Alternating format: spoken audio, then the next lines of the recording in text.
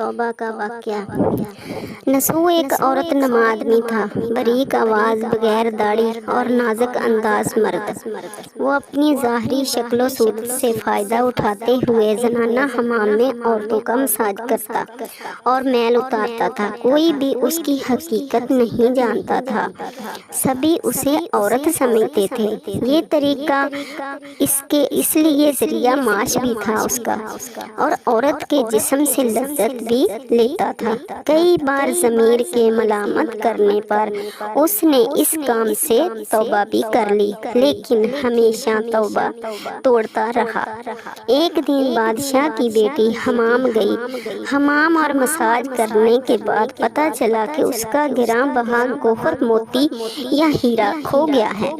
बादशाह की बेटी ने हुक्म दिया कि सब की तलाशी ली जाए। सब की तलाशी ली गई, हीरा नहीं मिला। नसूह रसवाई के डर से एक जगह छुप गया।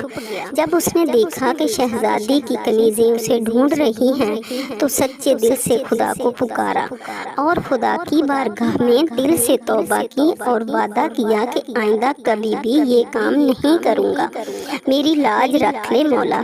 दुआ मांगने ही कि अचानक बाहर से आवाज़ दी कि नसूह को छोड़ो, हीरा मिल गया है।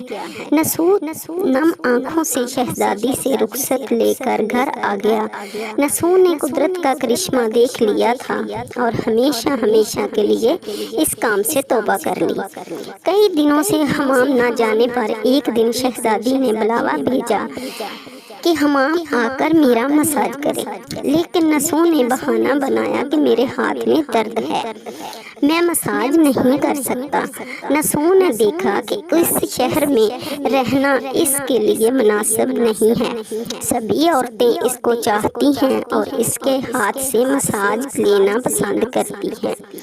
जितना भी गलत तरीके से माल कमाया था, सब गरीबों में बांट दिया और शहर से निकलकर कई मील दूर एक पहाड़ी पर डेरा डालकर अल्लाह की इबादत में मशगूल हो गया। एक दिन उसकी नज़र एक भैंस पर पड़ी जो उसके करीब घास चर रही थी। उसने सोचा ये किसी चरवाही से भागकर यहाँ आ गई है, जब तक इसका मालिक न आ जाए तब तक मैं इसकी देखभाल कर लेता हूँ। लिहाजा उसकी देखभाल करने लगा।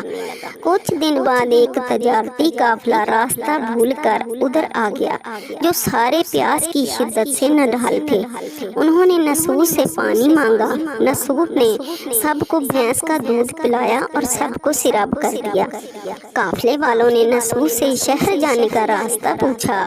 नसूह ने उनको आसान और नज़दीकी रास्ता दिखाया। नसूह के अखलाक से मुतासर होकर ताजरों ने जाते हुए उसे बहुत सारा माल बतौर तोहफा दिया।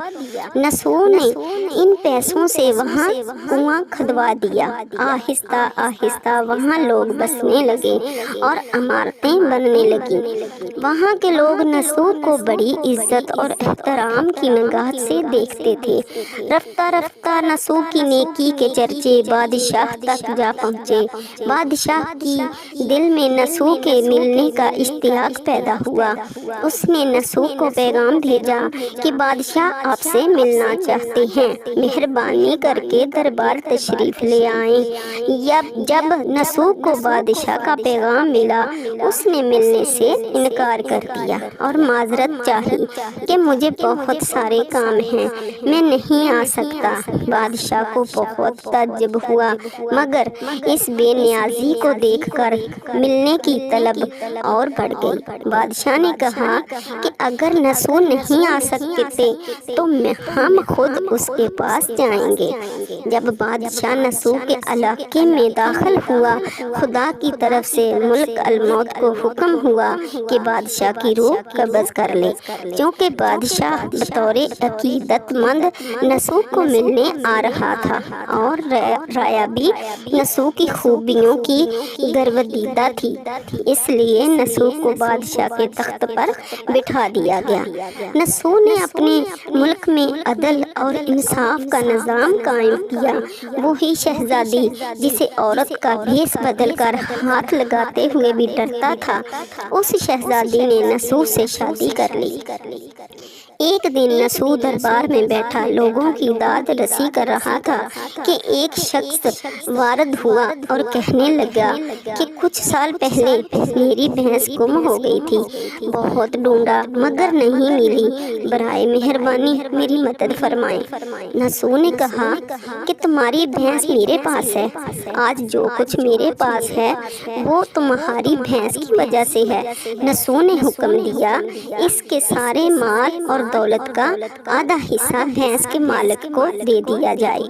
وہ شخص خدا کے حکم سے کہنے لگا، اے نسوح، جان لو نہ میں انسان ہوں اور نہ ہی وہ جانور بھینس ہے، بلکہ ہم دو فرشتے ہیں، تمہارے امتحان کے لیے آئے تھے۔ یہ سارا مال اور دولت تمہاری سچے دل سے توبہ کرنے کا نتیجہ ہے، یہ سب کچھ تمہیں مبارک ہو۔ وہ دونوں فرشتے نظروں سے غائب ہو گئے۔